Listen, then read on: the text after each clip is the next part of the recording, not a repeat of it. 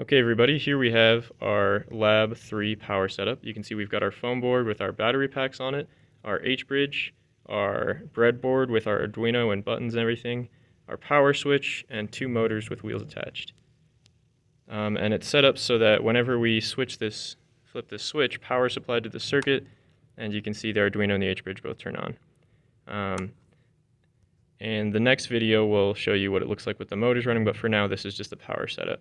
So the H-bridge requires 12 volts of input, and we've got 2 battery packs that each are 6 volts. So we connect those up in series, which you can see with that connection there, and we run the output into this power switch. Now this power switch works so that when it's on this side, the green and the black are connected, and when it's on this side, the green and the red are connected. So on this side, the 12 volt in on the H-bridge and the ground are connected to each other, which means there's no power flow. And then when we connect it to this side, the 12 volt in and the green wire are connected, which means there's 12 volts input through that green wire to the H-bridge there.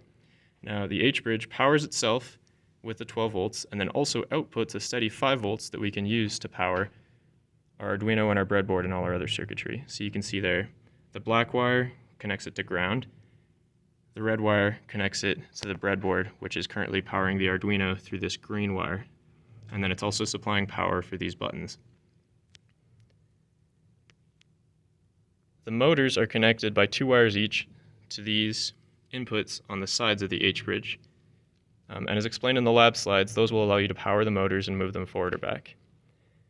Now, I don't have it built on mine quite just yet, but this wire on the back here connects the ground that everything's connected to a wad of tinfoil or some way of connecting the whole thing to ground so that when it drives, it'll drag along the ground and that the ground of this whole circuit will be sort of dispersed and connected to the environment. So that's your Lab 3 power setup.